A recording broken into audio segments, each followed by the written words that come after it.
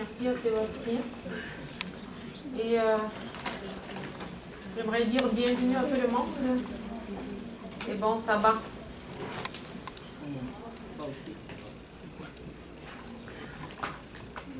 Mes frères et sœurs, est-ce que le sabbat est bon pour vous? Oui, oui. Parce que j'ai dit bon sabbat, mais je n'ai pas entendu une réponse. J'ai commencé à douter. Oui, c'est vrai que le verset qu'on vient de lire est un verset qui est très connu de la part de tous. La chose qui m'a incité à choisir ce sujet de ma prédication est une conversation que j'ai entendue dans ma jeunesse, lorsque j'étais encore une jeune fille. Une conversation qui s'était déroulée entre ma mère et une autre femme de notre église. C'était par rapport au jugement et l'avènement de Jésus. Les deux femmes parlaient pour les derniers événements qui vont avoir lieu sur la terre juste avant la venue de Jésus, et elles parlaient aussi pour les derniers signes. Pour les derniers signes des temps. Et comment Jésus va revenir pour mettre une fin à tout ce qu'on connaît et surtout pour nous libérer du péché une fois pour toutes. Ma mère a fini la conversation en disant qu'elle avait vraiment hâte pour le retour de notre Seigneur. Et qu'elle attend avec impatience le jour lorsque le péché n'existera plus sur la terre.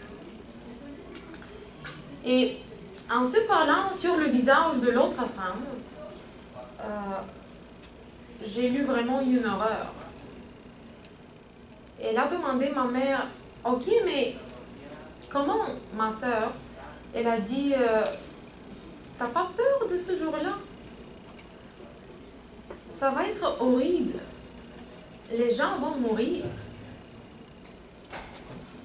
C'était une question posée de membres de l'Église, d'une femme âgée qui était depuis longtemps à l'Église, en fait. Une femme qui connaissait très bien nos doctrines. Et en fait, elle connaissait tout.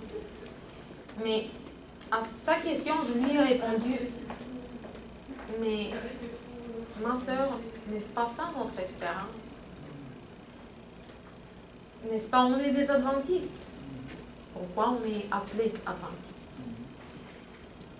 Pourquoi croirais-je si je n'ai pas cette espérance? Quel est mon but de venir à l'église, en fait, si je ne veux pas que ce jour vienne? Pourquoi je suis chrétienne? Et surtout, pourquoi je suis adventiste du 7e jour? N'est-ce pas, il faut annoncer au monde la bonne nouvelle de l'Évangile. N'est-ce pas ça? Oui. Notre but, notre mission pour laquelle Gims a parlé tantôt. Pourquoi j'ai dit, la Bible nous dit que c'est une bonne nouvelle? Pourquoi c'est une bonne nouvelle? Parce que je ne vais pas annoncer aux gens qu'ils vont mourir. C'est pas ça ce que je vais leur annoncer. Mais qu'est-ce que je vais leur annoncer? Que Dieu va venir pour restaurer son royaume sur la terre, pour nous libérer du péché. C'est ça la bonne nouvelle. Finalement, les gens, selon leur choix, ils vont faire de sorte que différentes conséquences ils vont avoir les conséquences en fait de leur propre choix dans leur vie. Et ils vont recevoir leur destin final. Mais quand je lui ai répondu ça à cette sœur, elle a dit, oui, mais quand vous parlez, quand je vous entends, ça me donne encore des frissons, elle a dit. Lorsque je pense pour ce jour-là. Je cherche Jean-David, je ne trouve pas. En ce moment, mes chers amis, j'ai réalisé que à l'Église, il y a vraiment deux groupes de gens. Les gens peut-être se distinguent en deux camps. Des gens qui regardent sous deux angles différents. Certains qui ont peur du jugement et d'autres, des gens qui attendent le jour du Seigneur avec espoir et avec impatience. Dans quelle des deux catégories on tombe? C'est à nous de répondre. Chacun peut répondre pour lui-même. Moi, je ne peux pas donner la réponse à votre place. Mais j'espère que pour ceux qui sont peureux ce matin, leur point de vue changera en écoutant notre sujet de ce qu'on va parler. Parce que on va parler pour un jugement qui se réalise, qui se déroule avant le jugement final. Parce que le jugement final, c'est quoi? C'est l'exécution de la sentence. Mais un jugement pour lequel on ne parle pas souvent et les gens oublient qu'il existe. Un jugement qui se passe en ce moment, au moment réel même, et qui va définir notre destin final, c'est le jugement investigatif. C'était le titre qui, en fait, je ne le vois pas sur l'écran. Ouais. Le jugement investigatif. Est-ce une bonne nouvelle pour nous? Amen. Vous vous en souvenez et vous avez découvert certainement cet événement qui a incité la fondation du mouvement adventiste, appelé la grande déception. Je pense que c'était vraiment l'Esprit de Dieu qui nous a parlé ce matin. Mimi a commencé à parler pendant le temps de témoignage pour la même chose. Et puis, au courant de la leçon, ça a été mentionné aussi. Lorsque le 22 octobre 1844, plus de 100 000 personnes ont attendu à ce que Jésus revienne, ils ont été déçus. Car il n'est pas venu selon leurs attentes. Et il m'a dit, nous dit le livre de Daniel, chapitre 8, verset 14, jusqu'à 2300 soirs et matins, puis le sanctuaire sera purifié. Pour renvoyer le message adventiste dans la bonne direction, le peuple de Dieu est censé de détecter pourquoi même le sanctuaire céleste a besoin de purification. Et quand il réussissait de faire cela, il ouvrirait la porte à la plus profonde théologie dans l'ère chrétienne. Je vous raconte ça, pas parce que vous ne savez pas l'histoire, mais juste pour se rappeler certains moments. Le matin après la déception, le reste des adventistes ont été seulement une poignée de personnes. Parmi eux était un nommé Hiram Edson, qui vivait dans une petite ferme près du canal d'Erie. Dans sa ferme se sont réunis un groupe de personnes désespérées, confondues par la déception, mais encore essayant de tenir à leur foi. Et là, Edson lui-même, plus tard, aurait admis qu'il avait fait face à la question « Y a-t-il un Dieu ?» À cette heure désespérée, il avait seulement une chose pour s'attraper. Et c'était la prophétie biblique. La prophétie des 2300 soirs et matins ne pourrait pas être abandonnée, même après la déception. Vous ne pouvez pas simplement jeter quelque chose qui prédit avec tant de succès l'année exacte de la première venue de Jésus. Et cela ne laissait à Edson qu'une seule option. Si cette prophétie est toujours valide, alors la déception d'hier doit être le résultat de leur propre erreur. Mais où ils avaient tort. Il a fait une suggestion utile au petit groupe qui s'était réuni chez lui. Pourquoi ne pas prier à ce sujet et demander à Dieu de leur donner une meilleure compréhension? Ils se retirèrent dans le hangar vide. Vide, pourquoi? Vous avez l'histoire. Pourquoi le hangar était vide? Parce que dans la perspective de la seconde venue cette année, il n'a pas ramassé sa moisson. Là, ils prièrent, jusqu'à ce qu'ils sont venus à croire que la réponse à leur prière est sur le chemin. Cela suffisait pour Edson. Dès qu'il était persuadé à ce que la réponse viendra, il offrit à visiter les maisons d'adventistes qui se trouvaient à proximité pour les encourager avec ces nouvelles. Le 23 octobre 1844, il y avait un endroit où nul adventiste ne voulait pas être. Savez-vous? Dans une foule ou dans la rue. Partout, il y avait plein de gens qui ont ressenti un soulagement fort qu'ils n'ont pas vu Dieu.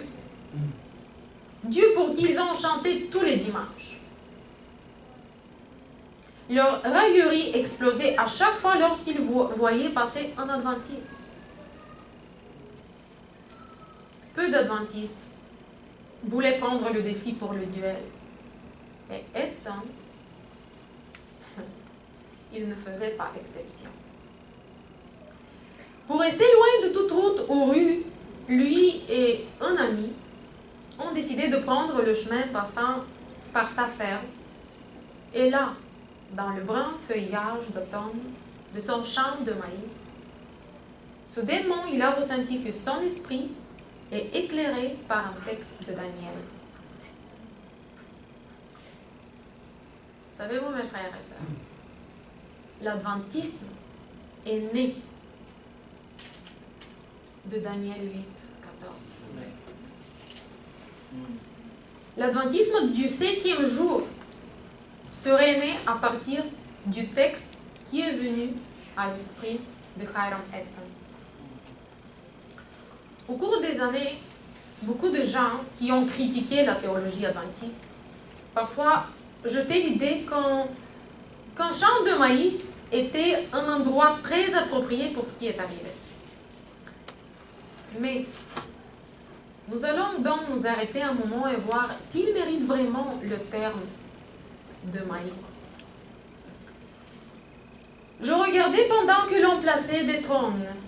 L'ancien des jours s'assit. Son vêtement était blanc comme la neige et les cheveux de sa tête purs comme de la laine. Son trône était comme des flammes de feu et les roues comme du feu ardent. Cette scène, qui se trouve dans Daniel chapitre 7, verset 9, représente la vue en plein cœur du ciel. Elle décrit l'ancien des jours. Qui est-il, l'ancien des jours? Nul autre que Dieu Père, assis sur un trône flambant dans une lumière de feu. Tout autour, il y a des dizaines de milliers de créatures rayonnantes qui rayonnent de la gloire du ciel. Jean, l'auteur de l'Apocalypse, présente une assemblée à couper le souffle. Une assemblée consistante en cet endroit. Un pavage de cristal, si vaste, qu'il ressemble à un océan de feu ardent. Un champ de maïs. Pour qu'un homme utilise ça comme terme pour cet environnement, il doit avoir une terriblement haute opinion de soi-même.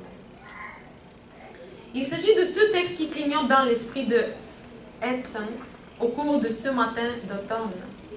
En dehors du canal antique de la ville Port Gibson à New York.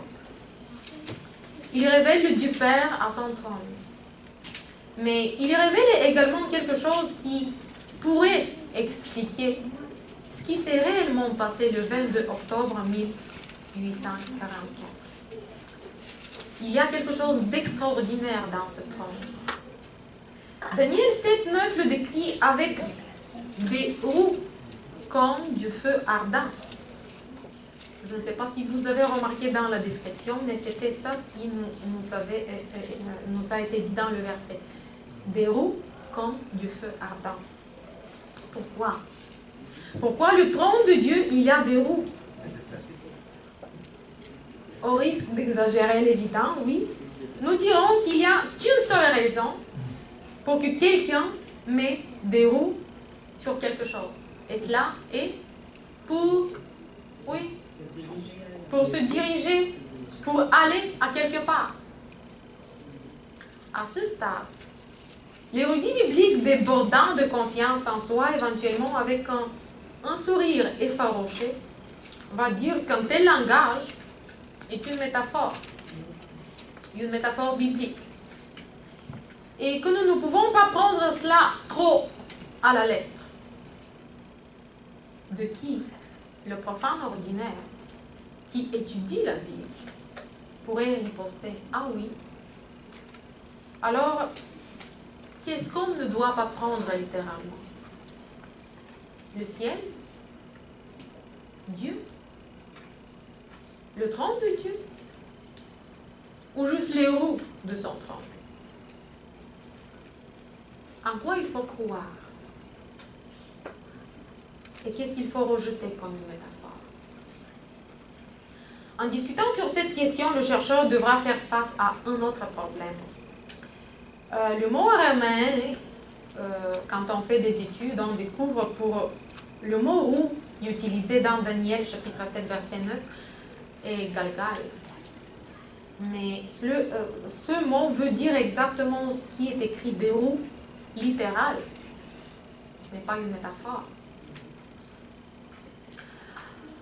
L'importance de ce texte est évidente. Le ciel essaye de nous dire quelque chose avec des termes humains qui sont si transparents pour ne pas les comprendre mal. Dans cette scène du livre Daniel, Dieu, le Père, va à quelque part. Mais où et pourquoi? Dans Daniel 7, 10, l'auteur nous donne la réponse. Un fleuve de feu coulait et sortait de devant lui. Mille milliers le servaient et des myriades se tenaient en sa présence. Les juges s'assirent et les livres furent ouverts. Pour quiconque qui a étudié les lois, ce paramètre est infaillible. Dans l'ancienne Angleterre, certains juges suprêmes ne s'assoyaient pas sur des chaises ou des bancs. Ils s'assoyaient sur des gros sacs remplis de laine qui ont été placés avant la séance publique de la cour. Quelque chose de très similaire est ce qui se passait dans la pratique juridique juive ancienne. Lorsque les 71 membres du Conseil suprême travaillaient comme un tribunal criminel, ils étaient assis, les jambes croisées, comme ça, entre autres, les Turcs, chez notre pays voisin, ils s'assoient encore comme ça, puis ils s'assoyaient comme ça, avec les jambes croisées, sur des énormes oreillers qui mettaient pour eux en demi-cercle sur le sol. Et Daniel voit maintenant la cour. Des trônes qui sont mis.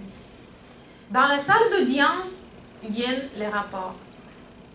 Millions d'êtres saints sont en attente pour remplir les ordonnances de la cour. Chacun du site se place à sa place attribuée. Le tribunal était assis et les livres furent ouverts, nous dit le verset. Mais pour tout avocat qui a été déjà impliqué dans un procès, l'image est infaillible. C'est un tribunal qui a commencé d'audience. Il n'est prévu que la décision de la Cour. La conclusion est inévitable. Daniel 7, versets 9 et 10. Ce sont les paroles qui éclataient dans l'esprit de Hiram Edson en ce 23 octobre 1844. Ils décrivent l'atmosphère de la cour. Mais il y a quelque chose d'incomplet en cette cour. Je ne sais pas si vous avez remarqué. Un avocat, regardant la salle d'audience, le remarqua incontestablement. Quelqu'un est absent. Quelqu'un est absent dans cette cour. Dieu le Père est là, dans le brillant, aveuglant de lumière. D'innombrables anges se tiennent là. D'autres personnalités officielles assistent aussi. Vous vous rappelez, Apocalypse nous dit pour 24 anciens assis autour du trône de Dieu. Vous vous rappelez les 24 vieillards décrits en Apocalypse? Ils sont là aussi. Les rapports sont ouverts. Mais il n'y a pas de juge. C'est le juge qui manque. Jean chapitre 5, verset 22 précise que le Père ne juge personne, mais il a confié tout jugement au Fils. Actes chapitre 17, verset 31 dit qu'il a nommé celui qui jugera le monde selon la justice par un homme qu'il a désigné. Le même homme que Dieu a ressuscité d'entre les morts. Ce n'est pas le Père qui est le juge dans ce tribunal, mais c'est Jésus. Et dans Daniel, chapitre 7, verset 10, Jésus n'est pas encore arrivé. Il arrive 3 versets plus loin, dans Daniel 7, 13. Je regardais, dit Daniel, pendant mes visions nocturnes, et voici que sur les nuées du ciel arriva comme un fils d'homme. Il s'avança vers l'ancien des jours, et on le fit approcher de lui. Ils l'emmenèrent vers lui. Jésus fut amené dans la présence du Père accompagné d'anges. Avec des mots clairs, Daniel décrit comment Jésus passe d'un endroit dans le ciel dans un autre, dans le but spécifique de l'entrée en vigueur de cette cour. Et c'est ça la vérité que Edson commença à comprendre dans cette journée d'automne, dans le champ d'une ferme à l'ouest de New York. Avec une attente joyeuse, quoi qu'il en est, les milléristes pensaient que Daniel chapitre 7 verset 13 décrit l'avènement de la terre dans les nuages, sur la terre. Tout à coup, Edson réalisa l'erreur. Jésus est allé à quelque part, le 22 octobre, mais pas sur notre terre. Pas sur notre terre. Il s'agissait d'une place très particulière dans le ciel. On peut presque entendre l'exclamation de Edson qui se disait peut-être « Ah, voilà pourquoi Jésus n'est pas venu hier. » Tout coïncide. Les livres ouverts avec les rapports, les anges qui l'accompagnent comme témoins, Dieu le Père entrant avec une grande splendeur dans la magnifique salle céleste étendue. Le Fils, escorté par un nuage d'êtres angéliques. venant de se présenter comme juge. Quelque chose qui se passe là-bas. Quelque chose qui nous rappelle à un événement dans l'ancien Israël. Vous vous rappelez c'était quoi? Je vais vous lire un verset. C'est ici pour vous une prescription perpétuelle. Au 7e mois, le 10e jour du mois, vous humilierez vos âmes, vous ne ferez aucun ouvrage, ni l'autochtone, ni les migrants qui résident au milieu de vous. Car en ce jour, on fera l'expiation pour vous, afin de vous purifier de tous vos péchés devant l'Éternel. Savez-vous où il est écrit ça? Lévitique. Une fois par an, en Lévitique, chapitre 16, versets 29 et 30. Le souverain sacrificateur, ce sont les versets que je viens de lire, entrait dans le lieu très saint pour un service spécial, pour purifier le sanctuaire de Dieu, des péchés confiés et pardonnés, qui seraient transférés par la foi sur l'agneau de Dieu. Comme nous le verrons bientôt, les péchés ont été accumulés dans le sanctuaire. Parce que Dieu lui-même, en la personne du Messie, a pris nos péchés.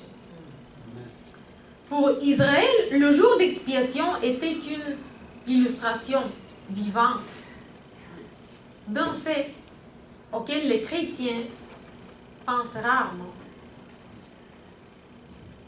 Le péché ne disparaît pas comme par magie au moment du pardon. Le péché ne disparaît pas, mes chers amis. Ses conséquences continuent à exister. Et quelqu'un doit supporter la charge. Quelqu'un avec une majuscule. Parce que ce quelqu'un, c'est Jésus.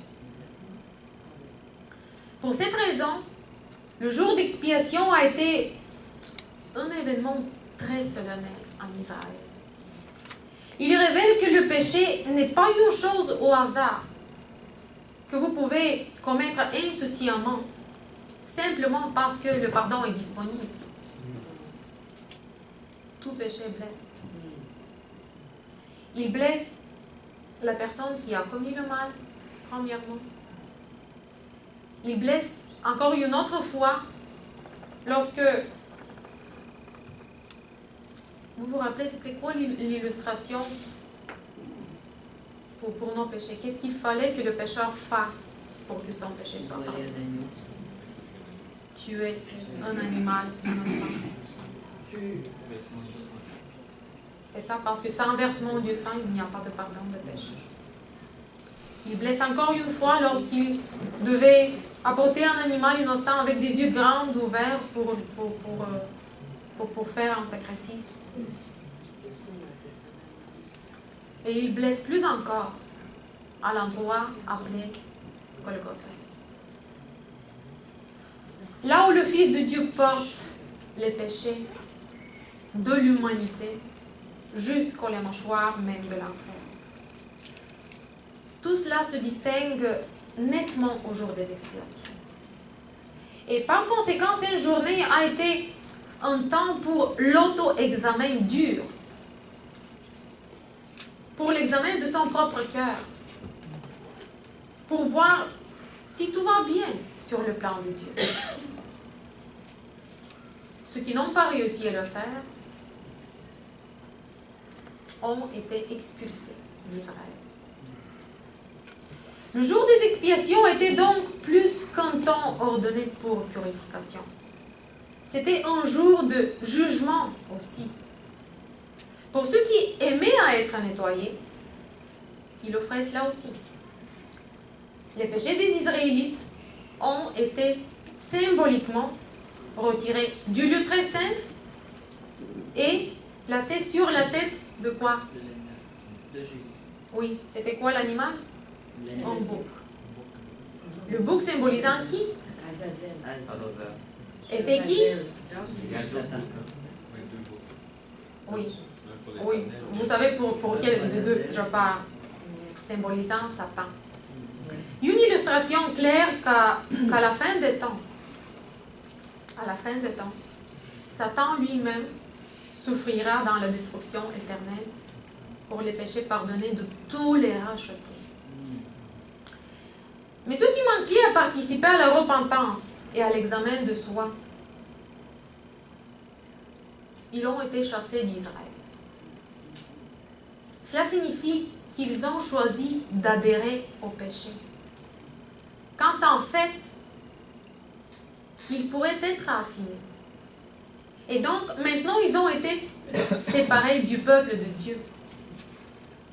La cour. L'illustration ne pourrait pas être plus juste. Et l'ange visiteur de Daniel ne pourrait pas être plus clair lorsqu'il a dit « Alors le sanctuaire sera purifié ».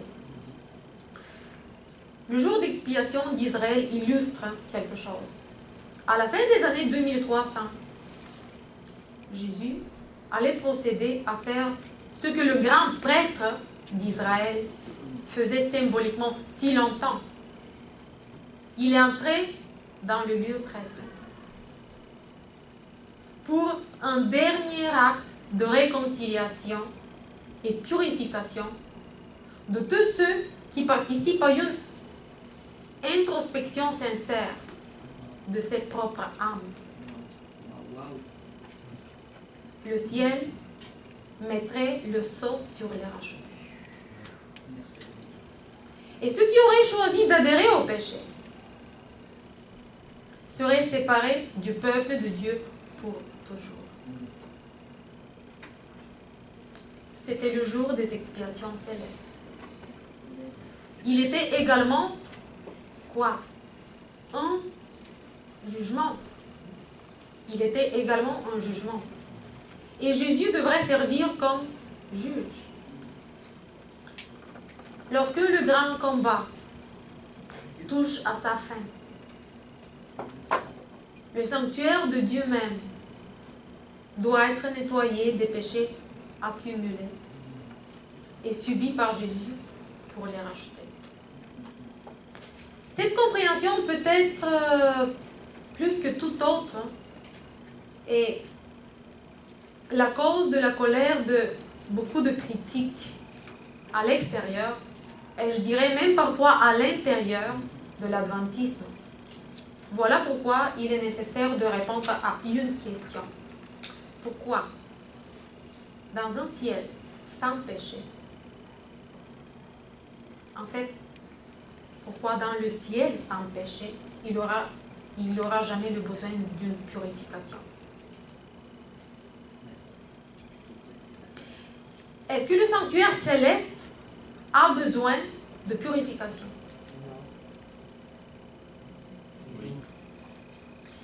Il y a des cas où une personne peut répondre au mieux à une question en posant une autre question. Pour décider si la purification du sanctuaire est biblique et logique, la question qu'il faut se poser est celle-ci. Que se passe-t-il avec le péché lorsqu'il est pardonné?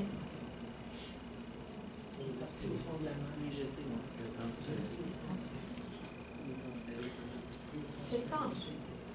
Posez à presque chacun chrétien cette question et fort probablement que vous allez obtenir des réponses, toutes sortes de réponses, des variantes de la même réponse. Mais c'est surtout vers la même réponse qu'on se dirige nous tous. Il est parti, nous disons, au moment du pardon, il n'existe plus. Il est parti au fond de la mer, Dieu l'a pris, c'est tout. Est-ce qu'il n'existe plus? Il existe toujours.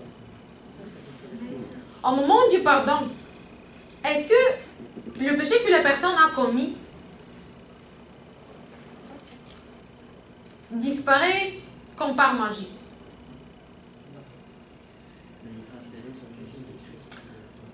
Dans le monde réel, où vivent des personnes réelles, le péché ne disparaît pas si facilement. Même lorsqu'il est pardonné. Même lorsqu'il est pardonné. Ses effets continuent d'exister. Parfois pendant des siècles, parfois pendant des millénaires. Pourquoi je vous dis ça? À l'aube de l'histoire humaine, vous vous rappelez, Abraham a fait l'erreur classique du genre que souvent on est tenté de répéter. Il a décidé que Dieu ne peut pas accomplir sa promesse sans assistance humaine. On peut. Il a voulu aider juste un peu, mais il a voulu aider Dieu. Et donc, par la suggestion de Sarah, il assume la responsabilité de s'assurer d'avoir le fils qui lui a promis qu'il va avoir. Dieu lui avait promis qu'il allait avoir un fils. Il se rend vite compte qu'il a commis une erreur tragique. Presque immédiatement, son action apporte une discorde, premièrement, dans la famille. N'est-ce pas? Vous vous rappelez l'histoire? Très bientôt, elle lui provoque une douleur brûlante lorsqu'il doit envoyer son fils qu'il aime. Où? Dans un désert. Dans un désert impitoyable. Abraham sans doute regrette. Il regrette. Mais la douleur rôde toujours. Et en fait, elle se cache là, jusqu'au port de la seconde venue. Où, à la fin du XXe siècle, au Moyen-Orient, vous savez qu'est-ce qui se passe? Les fils d'Abraham se regardent attentivement l'un l'autre en se prenant sur la cible. Tout ça à cause d'une erreur qui a été faite avant très très longtemps, depuis le temps d'Abraham. Ça fait des siècles. Le péché, mes chers amis, ne disparaît pas seulement même quand il est pardonné. Toujours lorsqu'on blesse la vie de quelqu'un, nous mettons en vigueur une série de circonstances sur lesquelles on perd souvent le contrôle. Et ces circonstances peuvent durer très longtemps, comme on vient de le voir. Cela signifie que seulement à la fin des temps,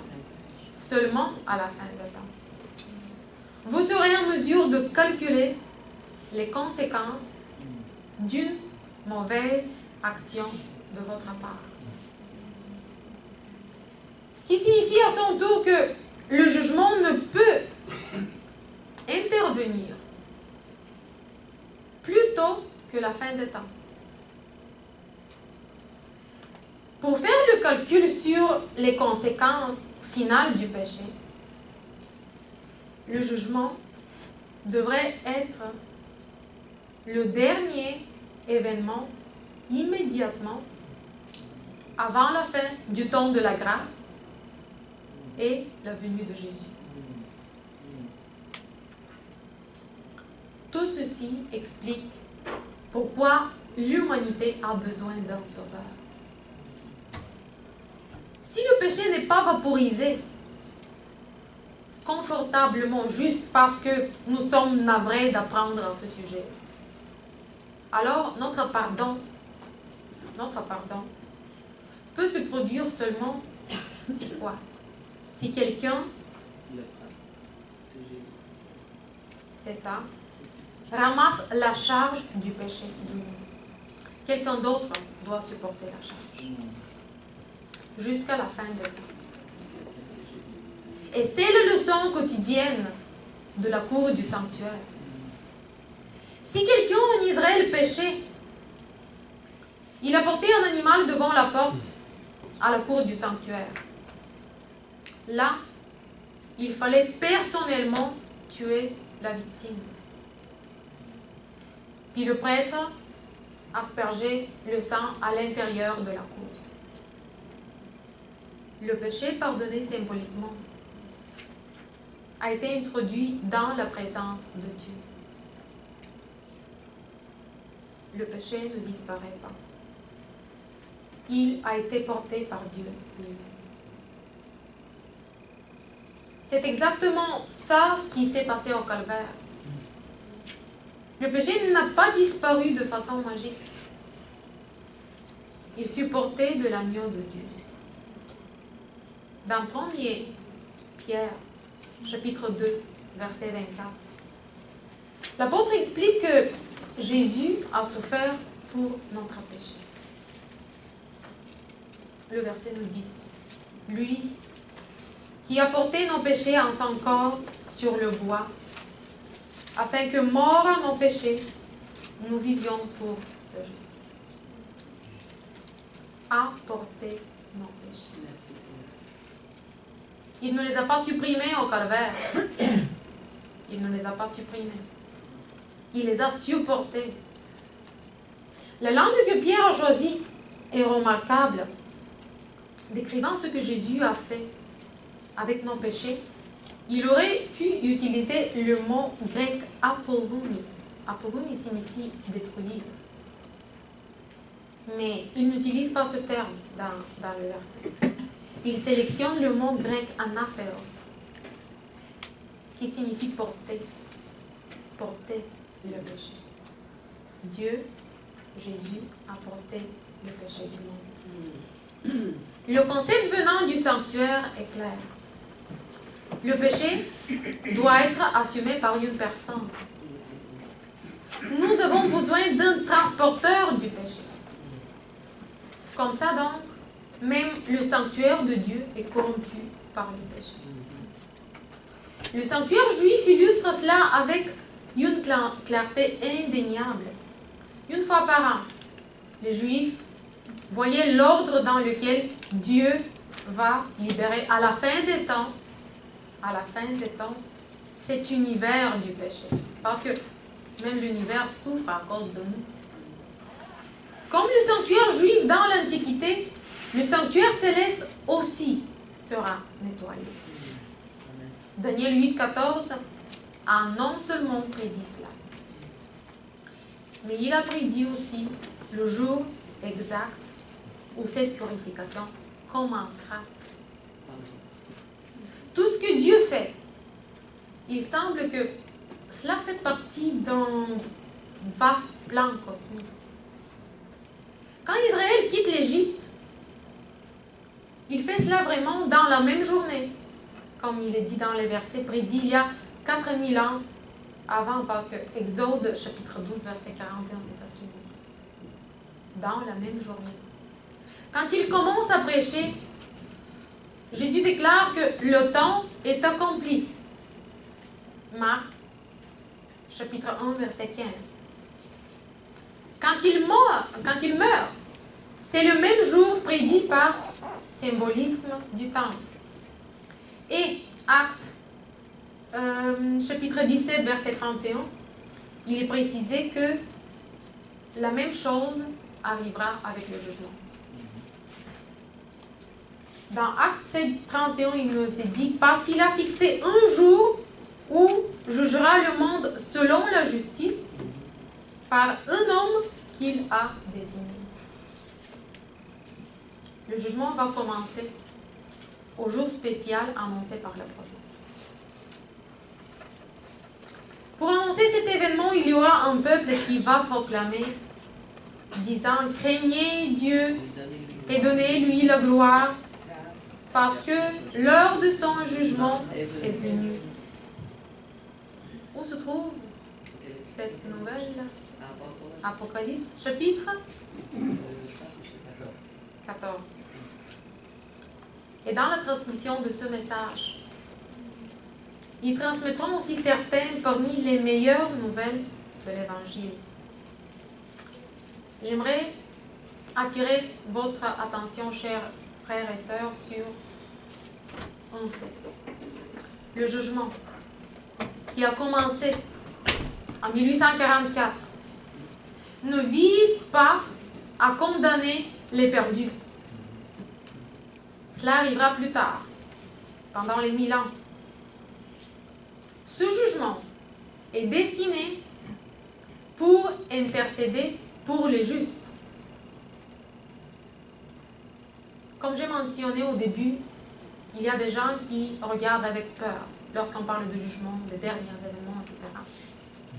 Et souvent, on perd l'idée que, en fait, le jugement se fait maintenant. Quand on parle de l'avènement de Jésus, on pense toujours pour le jugement final. Il ne faut pas se tromper des deux jugements. Il y a deux jugements. Lequel des deux est le plus important? L'autre, c'est juste l'accomplissement.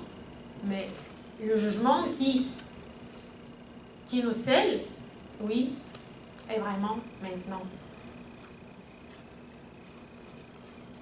Je vais répéter, ce jugement est vraiment destiné pour intercéder pour les justes. Dans ce tribunal, Jésus est non seulement un juge, mais le quoi encore? Un avocat et quoi encore? Un défenseur. Un défenseur de ceux qui acceptent le salut. L'avocat joue, oui, le rôle de défenseur aussi. Comme nous verrons, quand il examine certains cas, il le fait si brillamment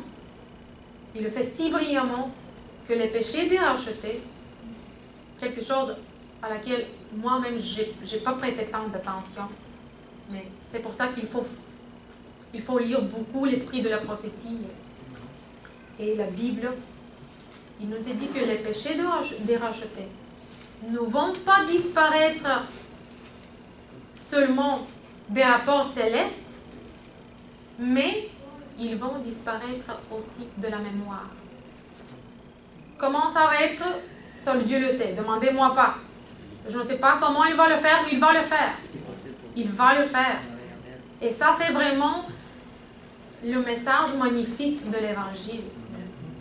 Vous savez, lorsqu'on fait quelque chose de mal à quelqu'un, on le porte toujours dans notre esprit jusqu'à la fin de nos jours.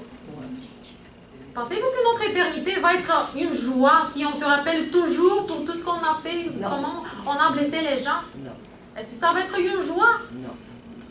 de se tourmenter éternellement? Dieu a dit que ça va disparaître même de la mémoire des justes. J'aimerais conclure avec un verset qui se trouve en Apocalypse, chapitre 21, de versets 1 à 4. Ceux parmi vous qui ont des Bibles, ils peuvent l'ouvrir. C'est le dernier livre de la parole de Dieu. Apocalypse 21, versets 1 à 4.